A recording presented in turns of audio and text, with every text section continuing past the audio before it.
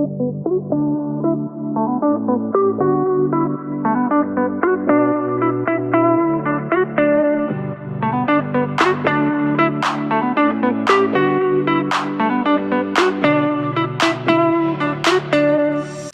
everyone. Welcome back to On the Air with Brett and Claire. I'm Brett. And I'm Claire.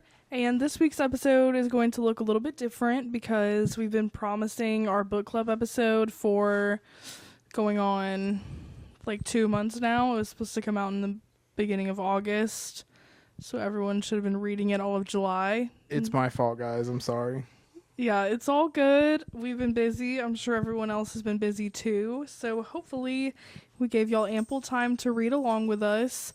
So for this week's episode, it's just going to be book club, and we're going to take the extra time that we'll have to kind of get a couple of episodes recorded and get back on a normal schedule, because it's honestly just been really hard with moving and like settling back in here and everything. So... And the dogs are back in the room for the episode, and they're rummaging around, playing with every single thing in here. I'm sure you can hear that. So this will be interesting. Hopefully not too many issues with them being in here, but... Yeah, also, I lost my other camera battery somehow, even though I just had it. So fingers crossed that this battery makes it through. So we'll try to keep this episode on the quicker side, but we do have a lot to talk about. So I guess... let's go ahead and do our normal little life update, and then we will get into talking about the book. I don't know. What have we been doing? Just, it seems like so much busy work still. Yeah, I think a lot of, like, scheduling appointments. I got my eyebrows tinted, which was a whole thing. So if I look crazy on the camera, that's why. I think they look good. She's just not used to them being... like, you can see them so well. Well, they were, like, extra dark yesterday, and I was kind of freaking out a little bit. But I feel a little bit better about it today. Yeah, so. They look good. They look normal. They're more defined now. They're not, Yeah. as unkempt. Yeah, my eyebrows have never been my strong suit, by any means. So, yeah, I figured it was, like, I'm at an age where I need to get it taken care of. But, yeah, so that was a big thing yesterday. And then... it was your dad's birthday, so your parents came to see our apartment, and that was fun. And we get to go see their house soon, tomorrow, right? Yeah, tomorrow we're helping them, like, move in. And then on Saturday, it's another family event. So, yeah, just a lot of family activities this week. And we've been grocery shopping a lot, cooking a lot. We're trying to make sourdough. I don't think we had talked about that last week because we didn't have the sourdough starter in. So we're trying to rehydrate our sourdough starter. I thought you'd said we ordered it, but we hadn't done anything, and we made it to the 5th day of rehydrating it. It was supposed to be the final day. Yeah. And it did not go well. So we're readjusting for temperature, and hopefully it fixes the problem. Yeah, because it was looking good every day up until today, which was supposed to be like, okay, today's the day, everything's done, you can start baking with it, and it just didn't do what it was supposed to do. It is super temperature sensitive, and it did rain a whole lot the last day, so I think that could have affected it, but we put it in my closet, which I know sounds kind of gross, but it's just in there bubbling away, doing its thing, and hopefully the temperature is warm enough to make it expand or whatever it's got to do. Yeah, I hope so, because I'm really excited to, like, bake sourdough. So if any of y'all have done that and, like, rehydrated a starter or know a lot about that kind of thing, please let me know, because we really want to make this work. It's just being a little bit temperamental, which I kind of expected, because I know it's, like, a process to get it up and going. But, yeah, I'm ready to bake with it. So that's about it. Yeah, super exciting stuff in our life, just rehydrating a sourdough starter. I guess I did say, like, I had an interview for a potential job. I did go to my first interview, and I did some homework from that, and just waiting on, I guess, the second interview, hopefully the final one. So we will see. Yeah, we're just kind of seeing where that goes, I feel like, and taking it day by day. Oh, and other big news is our apartment in New York officially got re-rented, which is amazing because we didn't have to pay like a penny more than we would have paid anyway. Yeah, we didn't pay another month of rent, and that's pretty incredible. I was expecting to have to figure that out. Yeah, we thought it was going to be like a huge stressor, so having that done is amazing. Yeah. Also sad because it's like, okay, you know, they said someone else took possession of the apartment, so it's like that's someone else's apartment now, and we don't just have two apartments. Yeah. It's a huge relief though to not have to like have that over our heads and have the responsibility to figure out, because it wasn't just us tied up in it as far as, you know, if we couldn't pay for it for some reason, like our credit being affected or something like that, you know. Yeah, because we did have to have a co-signer, just because the requirements are like really insane in New York. So that was definitely stressful, like worrying about the other people involved in it. But yeah, thankfully everything worked out. It's definitely sad, but it's a relief at the same time. New chapter in our book, I guess. So we are Texans again now, officially. Yeah, and it's nice, but it is, I don't know, I still like I'm really still processing like what we learned or really what happened as far as like what that was about, you know, because it was more of a feeling, all of it, like doing it, and I still don't completely understand why or what we got out of it, you know. Yeah, I think we both got a lot out of it, but I think it takes time being away from it to really like understand what all of it was. Yeah, I think like just going back through like the job interview stuff too, it's kind of making me think more about it and like why we're back and why I'm doing what I'm going to do. And I don't know, it's been very nice, but where I'm at with all this stuff too, and like trying to process what I've learned, you know, from New York, it really related to this book, oddly enough. And I thought it was like perfect timing reading this. So I'm kind of glad that I was, you know, slow about getting it read, and I read it a little bit later because it hit me a lot harder, I think. So yeah, well, that's good. Yeah. I mean, timing is everything. I didn't really have the same experience, but that's good that you did.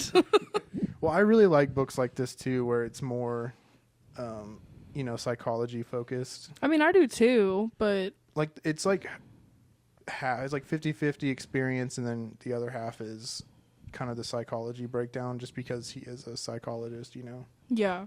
I just like that mix of things. Yeah, before we get into the book though, if you're watching on YouTube, we are recording this Wednesday night, so day before it goes live.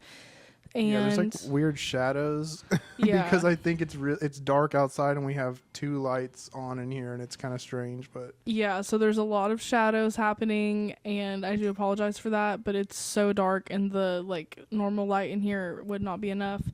So yeah, and then we also decorated for Halloween/fall.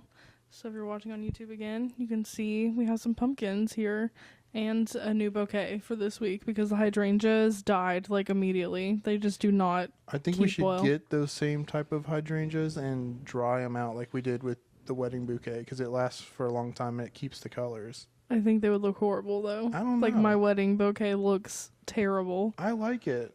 It's just dried flowers. It just didn't dry right. Hold on, let me put my phone on silent because I'm getting text messages.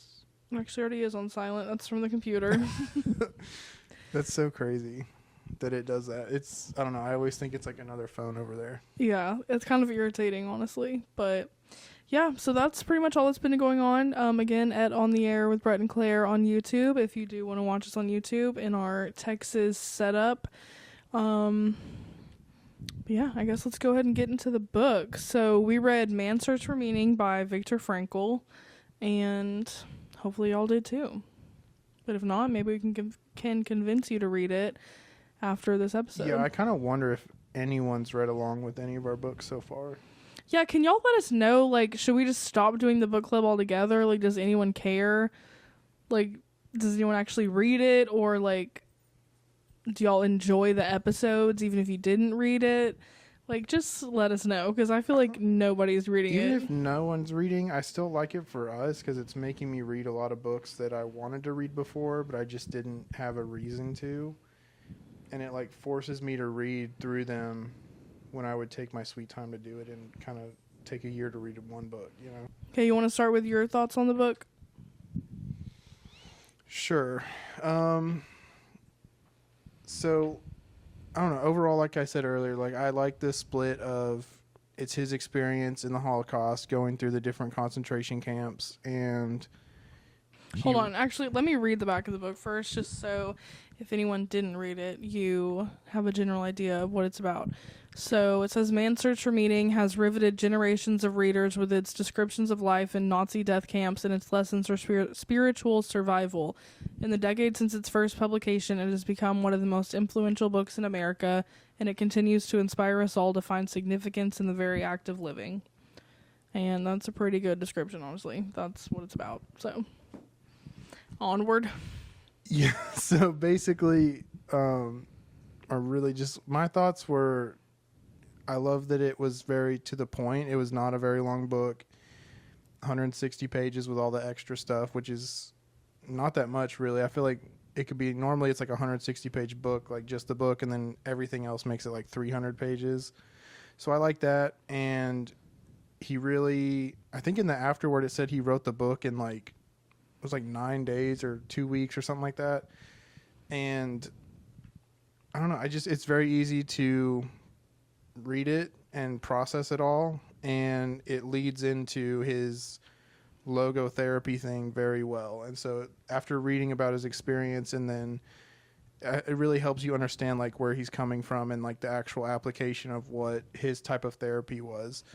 And it was like, I don't know, it's tried and true essentially through the Holocaust, which I think is a very good, I don't know, just not reason, but supports for his theory of psychology, I guess.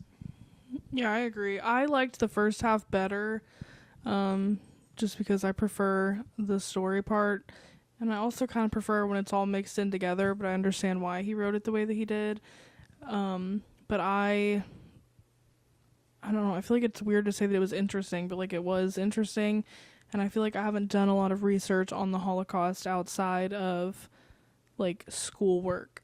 So I thought it was interesting to like hear from somebody who like was a first-hand account. Yeah, like somebody who really went through it and, you know, survived and like was a better person for it in the long run.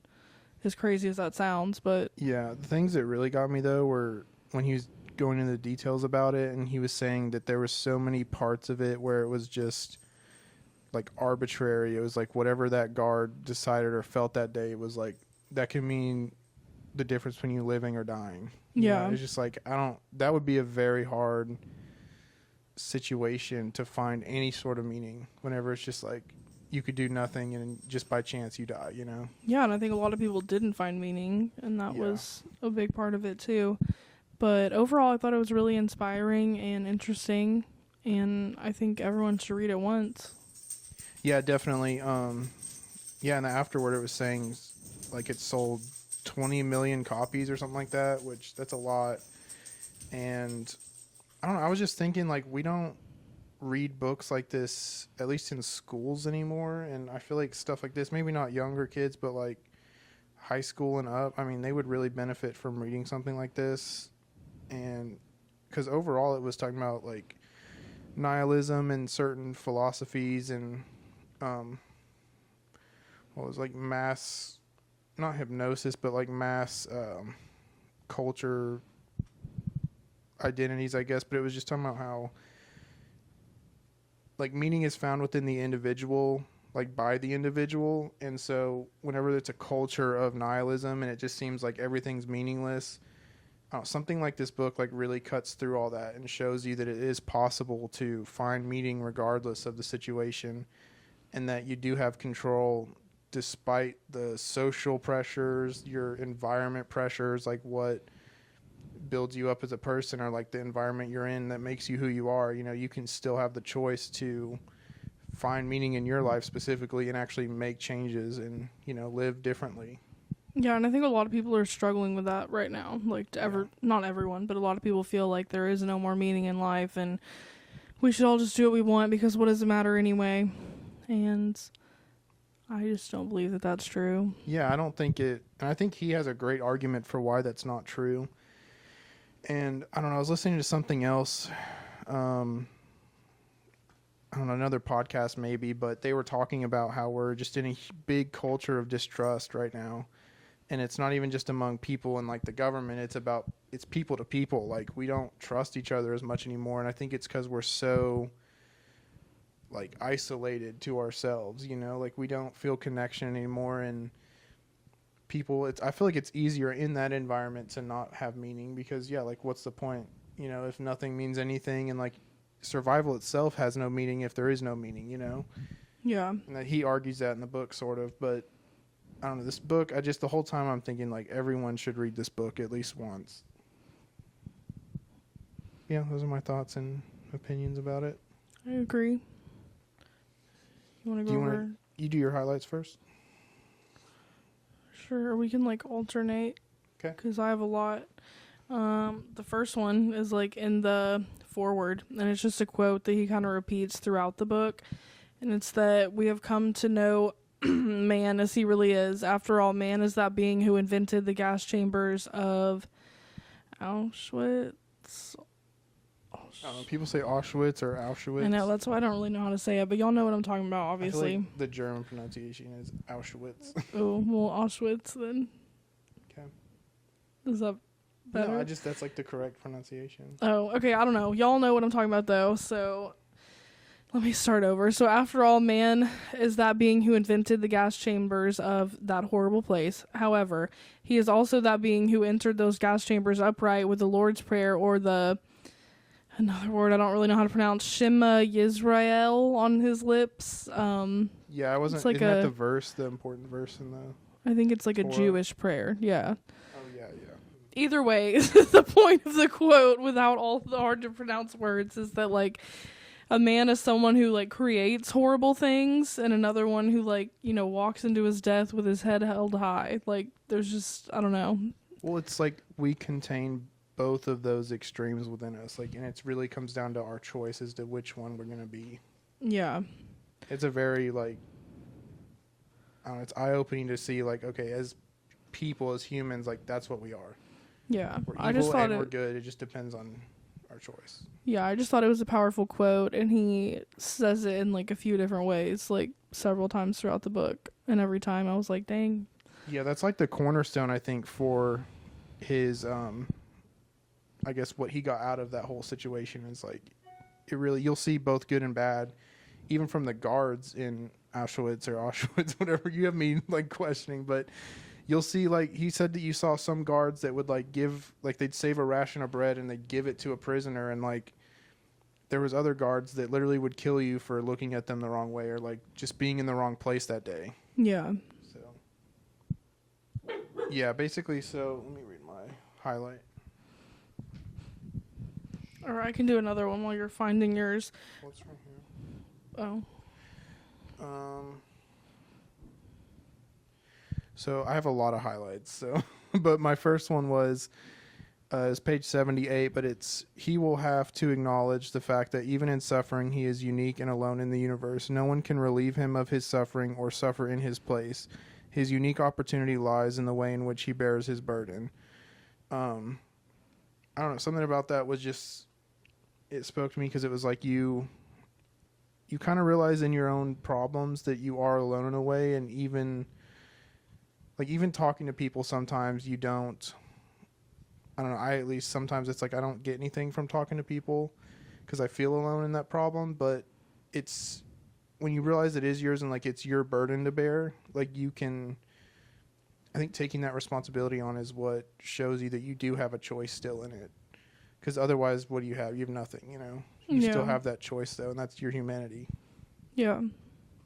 Yeah. It's a good one. Okay, next. So he was talking about how cigarettes were used as a currency to exchange for food. And people would, like, hoard them as much as they could. So if you saw someone actually smoking a cigarette, you had known that they had, like, lost their will to live. And they probably weren't going to come back from that. And I just thought it was interesting and also really sad. Yeah, that he talked about that a lot. It was like once someone gave up that hope, it's like they basically were like that was it. Yeah, but it's just interesting too, like the things that you must pick up on, like when there's nothing else around you. Like you just see like the signs that people are starting to lose hope and there's really nothing anyone can do about it. Yeah. No, yeah, it's really sad that there's that much weight on someone and they just have no choice, it feels like. Yeah. But yeah.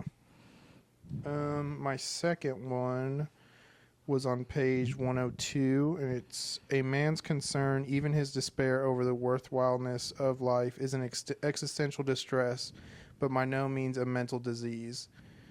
I don't know. Whenever I was reading this part, he was talking a lot about how existential distress is normal in a way. It's like actually you need that to grow as a human, I think is what he was saying. And he was just saying like even like people who have this and they go to therapy a lot of times don't get anything out of it. And I actually really related to that because it was, I don't know, I've been to therapy a couple times and I didn't feel like I got really any answer. And it was like, I think it was just existential distress. And, you know, I think I'm kind of there now in a little ways, but I don't know. It was just the way he was talking about it, how it's not a mental disease. It made me feel like, okay, I'm not like crazy. You know what I mean? It's like, it's normal and it's part of the human experience. And I just like that he highlighted that, and it was taking the pressure off of like, you've got to find a solution to this specific thing that you're dealing with. It's like, that's just part of life. Like you're going to feel that, you know, every once in a while or sometimes a lot. Yeah. Yeah, I think that's good. I don't know, I'm a big therapy advocate, but I think a lot of times the point of like normal therapy isn't to give you a solution, but to help you arrive at a solution on your own. Yeah, that's what like the logotherapy thing was talking about too. It's more like opening up all the, I don't know, like the pathways that like, or maybe not pathways, but like the mindsets that you could have in a certain situation. It's not about a solution. It's about, hey, maybe think about it this way, you know, and it'll kind of relieve some of that. And you're not going to be worried about having an answer for it. Yeah. Our highlights are very different, but he was, most of mine are from like the first half of the book. Well, not all of them, but I'd say it's like half and half. But anyway, he was talking about like himself starting to lose hope.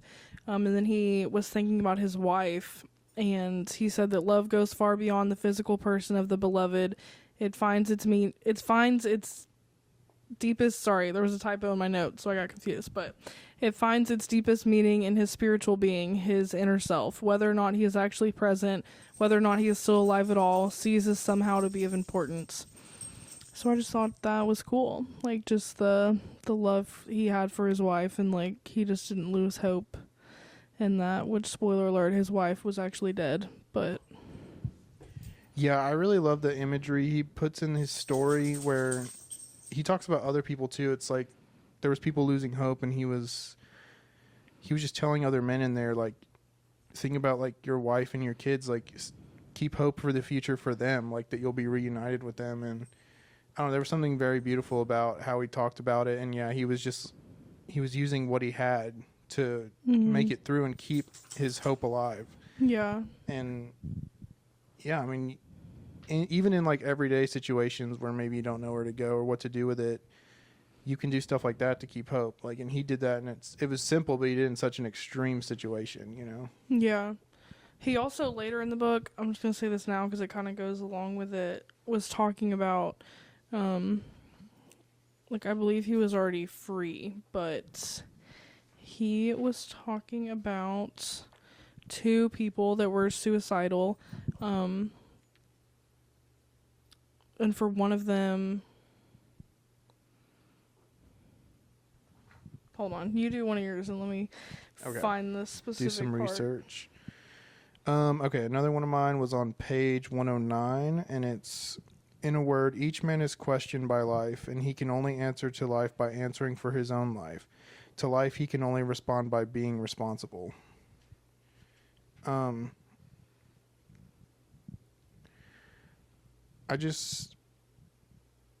I really thought it went back to like bearing your responsibility or your burdens. And it was, it's kind of, I hate this word, but it's like empowering for people. It's like you're questioned by life, but it's your job to bear the burden and answer what the meaning of your life is, you know? And he talks about that later, but he's just putting it back on you. It's, you know, life isn't going to just answer our questions like that. And it really is our responsibility and our burden as a human to do it. Yeah. Okay, I found this part. So he's talking about 2 cases of would-be suicide. So it's 2 men, and he's talking to them. And he says both use the typical argument that they had nothing more to expect from life. In both cases, it was a question of getting them to realize that life was still expecting something from them. Something in the future was expected of them. So for one of the men, it was a child who he loved and who was waiting for him in a foreign country. And then for the other one, it was not a person, but he was a scientist and had written a series of books which still needed to be finished. And his work could not be done by anyone else any more than another person could ever take the place of the father in his child's affections. So I just thought it was cool because it's like whether you have kids or a family or you don't, like everybody's got something, you know, that only they can do and only they can like be that person for. So I just thought that was cool. Was it after that? Maybe it was further back in the book, but he was asking one of his patients to imagine themselves as like an older woman not having had children or whatever. But it was like she had other reasons to like look back and feel as though her life was meaningful and it wasn't a failure. Yeah. Yeah, I like that stuff. Okay, another one I had was on page 129. It is not the neurotic self-concern, whether pity or contempt, which breaks the circle formation. The cue to cure is self-transcendence. This was like this little, there wasn't really chapters, but like this section, it was talking about self-transcendence. And it was talking about, this is when it was talking about the, what was it? The reverse, like it was basically like, The paradoxical. yeah, what was the word? Paradoxical intention. Yeah, that sounds right. Psychoparadoxical or something weird like that. It was like an official name, but basically it was talking about whenever you like in going towards self-transcendence, it was like you have to basically conquer your own like anxieties and fears in a way where you're getting out of your own way. And her method to doing that, or like what she was teaching to people or using in therapy was, or he was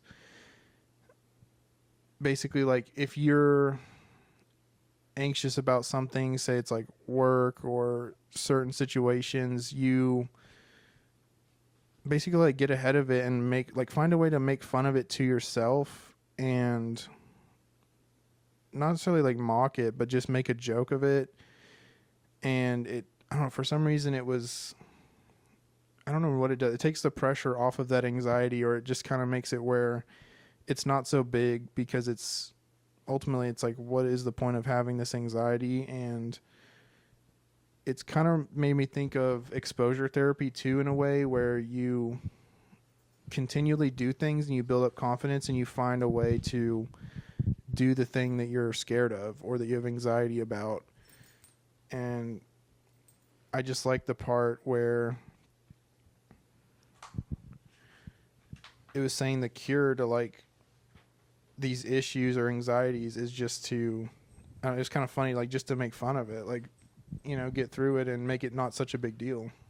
Yeah, I couldn't find what it was called in the book, but I'm pretty sure it's like paradoxical intention or something. That is what it is. I remember.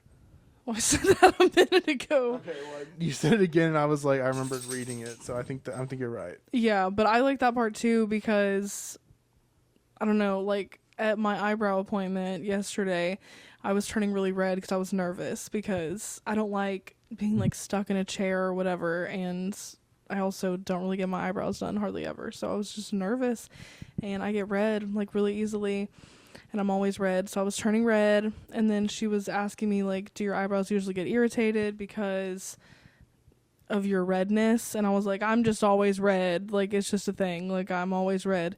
And then I wasn't red again for the whole appointment after I said that, which is weird because usually I would stay red for like a long time. Yeah. So that was paradoxical intention or whatever at work in like a very simple way, but still.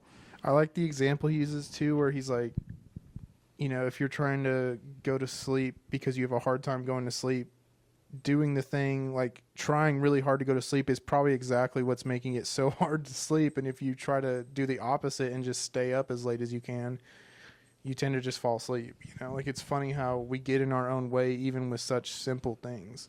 Yeah, that's even a thing for panic attacks because like there's this book called Dare. I forget what it stands for. It's not like the drug thing. Yeah, no, I know. That's what I was thinking. Yeah, it's like the Dare something for anxiety.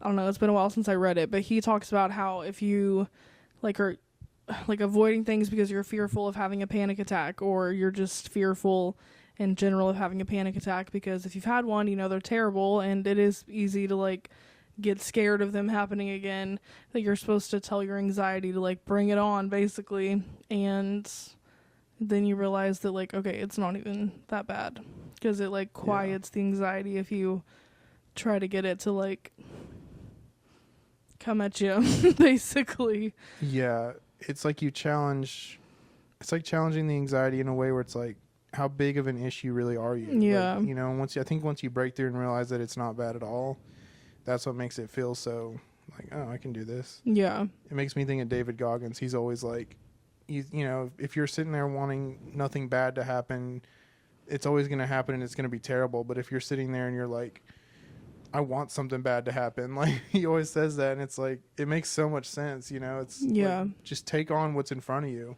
Yeah. Bear your responsibilities and your burdens, and they won't be so heavy or as heavy as you thought they would be. Yeah, so I like that part too. I thought it was very applicable. Yeah.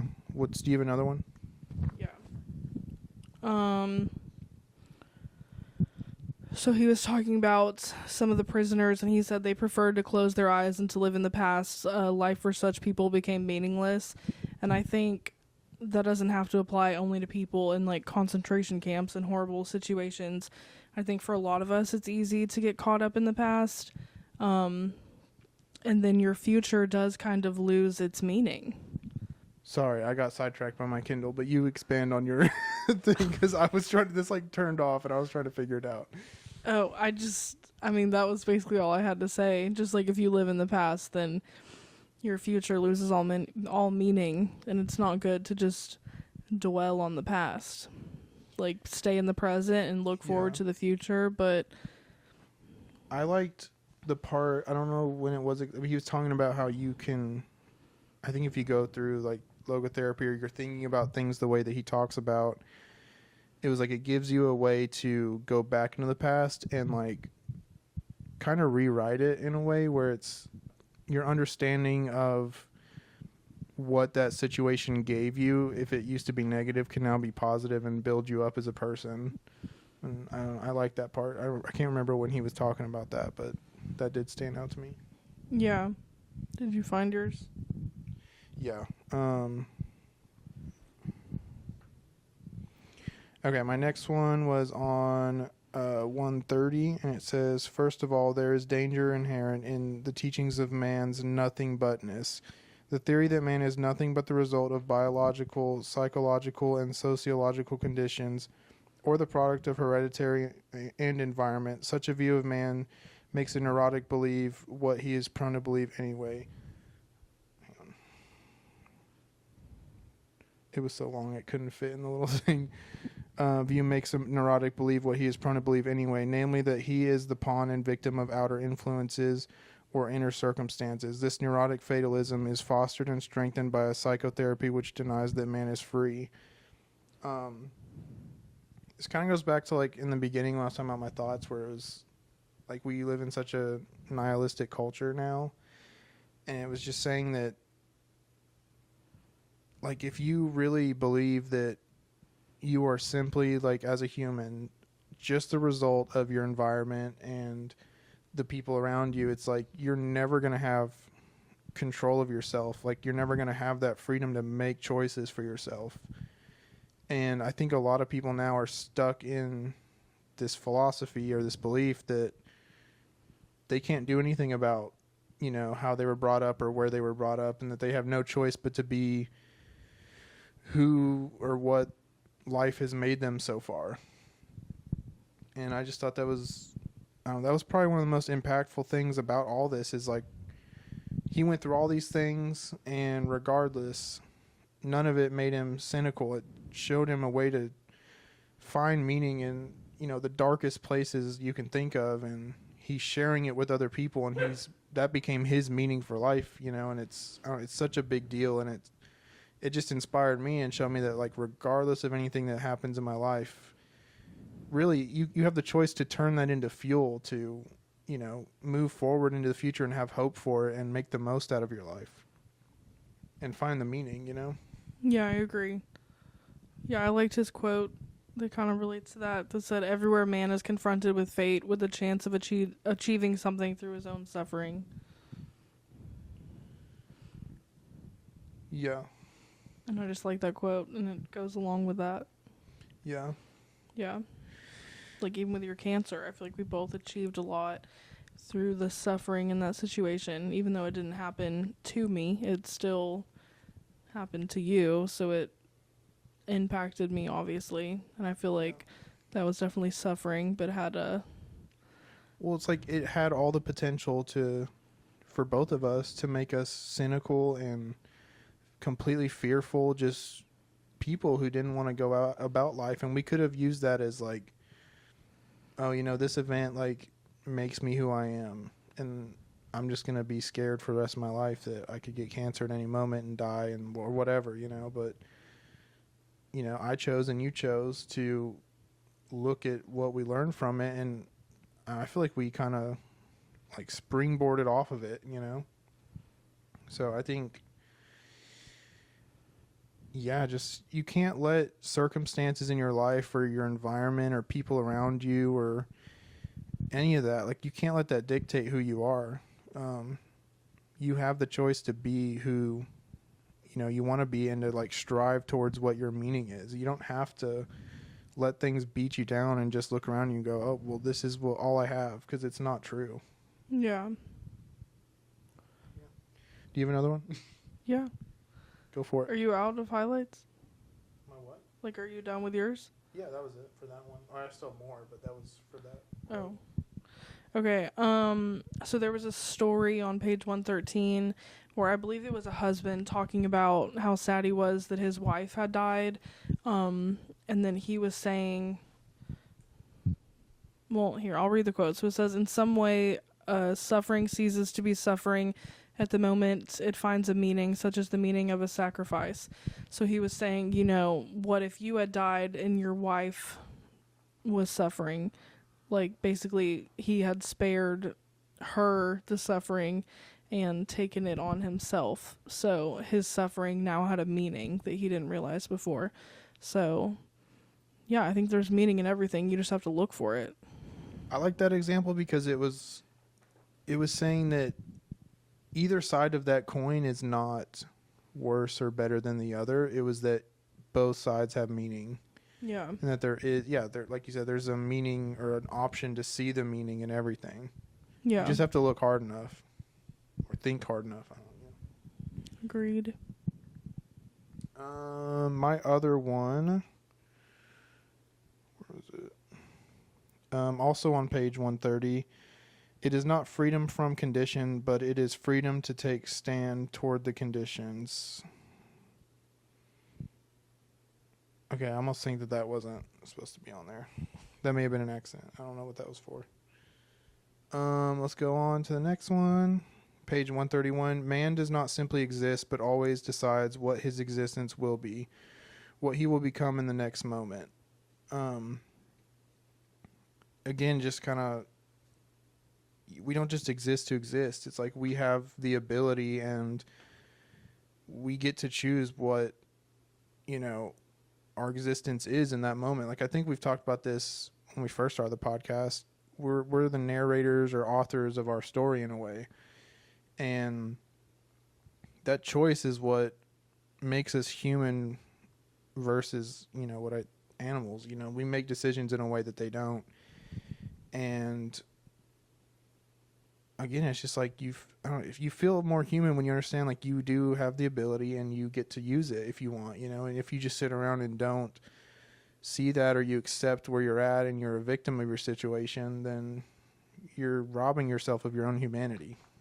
Yeah, I agree. He also says man is capable of changing the world for the better if possible and of changing himself for the better if necessary, which I feel like goes along with what you said.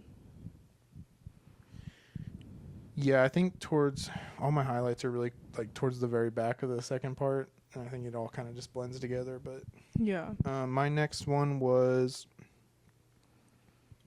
page 132. You made fun of me for this one when I said I liked it, but that is why I recommend that the Statue of Liberty on the East Coast be supplemented by a Statue of Responsibility on the West Coast. No, he just says that a lot, so I was quoting it. I just, honestly, it felt like that was the first time I even noticed that he said that, but I really like that because, like, liberty and freedom don't come without, like, responsibility and, like, earning it or working for it and defending it, and that's a really cool way to say it, I thought.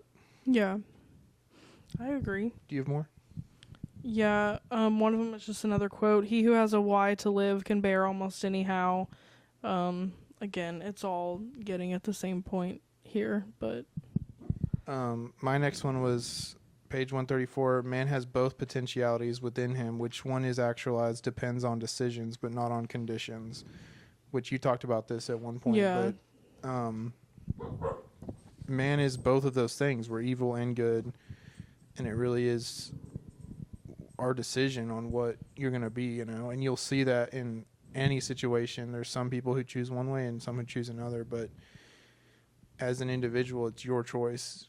And when you see that and you understand that we're capable of both those things, I think it just puts into perspective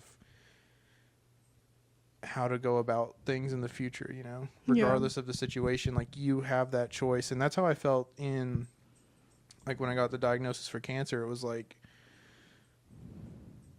at first it was like really scary. I almost didn't know, because I was in shock. I didn't really know what to think. But when I sat there and kind of let it sink in, it was, I don't know, I just thought about all the people who get cancer and they just give up.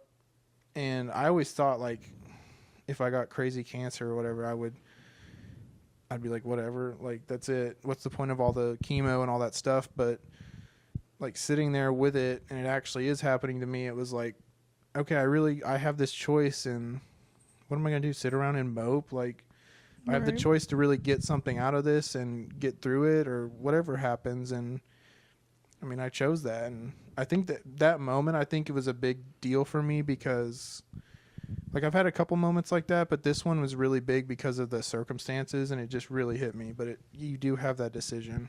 Yeah. Yeah, that's it for that one. I have one more after this. Okay, excuse me. We made chili and I've been burping a lot, but he tells his story. Basically, I'm just going to summarize it with what I got out of it, but having a career that provides financial security isn't what provides meaning. You can find meaning in volunteering at a library, animal shelter, or whatever. And I like that because I think a lot of people, I don't know, like, don't have normal careers, myself included, and you can feel like you're behind or failing, but it's, at the end of the day, like, everyone's idea of success is different, and I think if you're getting meaning out of your life and whatever it is that you're doing, then that's okay. And it doesn't have to be the same for everyone.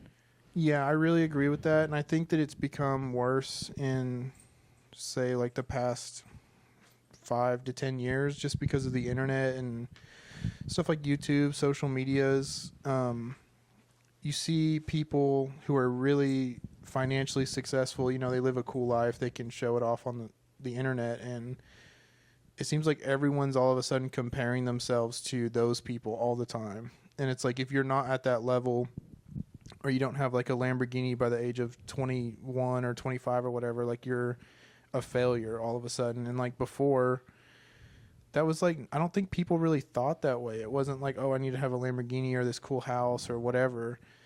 It was just a lot more simple. And now we're kind of out of our minds. I think like our whole perspective has shifted, and I don't know, it's very important to remember where your meaning comes from. It's not any worldly possession. And he talks about that too a lot, where he's like, in these concentration camps, he's like, it's guaranteed you're going to lose every worldly possession you have. Yeah. But they cannot take from you your choice to have hope or not have hope. And like, when you strip us down as humans, like, that is what we are. Like, we have this choice, and no one can steal that from you except for yourself. Yeah. And I don't know, that's a crazy realization to have, that life can be that simple, you know? Yeah.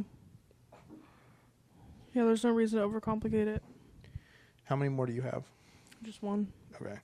So for my last one, I think it's a little different, but it ends it off kind of well. But it's on page 164, and it says, "The world is in a bad state, but everything will become still worse unless each of us does his best." I just thought that was really applicable to this moment right now in the world. Like, when he wrote this, it was like, oh, things are in a bad state, but it's like now it feels like they're even worse, and it says that they'll become still worse unless we do our best. And I think that just means, is like, on the individual level, that's where you start, you know? Like, how do you change the world? Is by changing yourself. And if you don't do your best, like, how do you expect either yourself to change the world, or, you know, the world itself to just make it itself better? It's not going to happen unless you start with yourself. Right. And I don't know, there's a lot of meaning in this one sentence, and I don't even fully understand all of it, but just something about it really spoke to me. Yeah, I liked that page too. Really, the whole afterword I thought was good, and it paints Viktor Frankl in a really positive light, and like makes you understand just what he was like truly all about, and his goals, and who he was as a person. But the very last part of the book, like the very end, the person who wrote the afterword, which was William J. Winslade, he said, "Frankl was once asked to express in one sentence the meaning of his own life. He wrote the response on paper and asked his students to guess what he had written. After some moments of quiet reflection, a student surprised Frankl by saying, 'The meaning of your life is to help others find the meaning of theirs.' And Frankl said, 'That was it exactly. Those are the very words I had written.'" And I just thought that was cool, because he fulfilled the meaning of his life, and like we were just talking about, not everyone's life is going to have the same meaning, and it doesn't have to, I was going to say, mean the same thing for everyone, but yeah.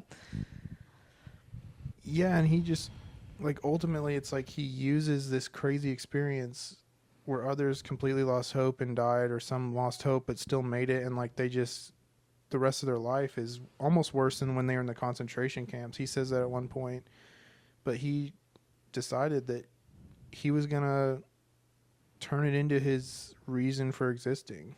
Yeah, which is really all you can hope for in a negative situation.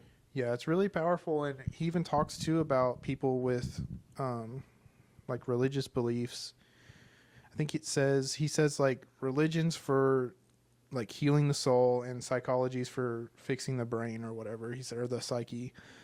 And I just really like that, because he recognized that like belief in God is it's a great way to find meaning, but he also talked about how like you need to understand that you still have the choice to find those things as meaning, or find the meaning in whatever happens to you. And just all of it together, it was just a very impactful book for me. Yeah, I agree. I thought it was really good. If y'all haven't read it, you still should. There's a lot in there that we didn't talk about, so yeah, I highly recommend it to everyone. And I think that's about all we have. Yeah, I don't have anything else.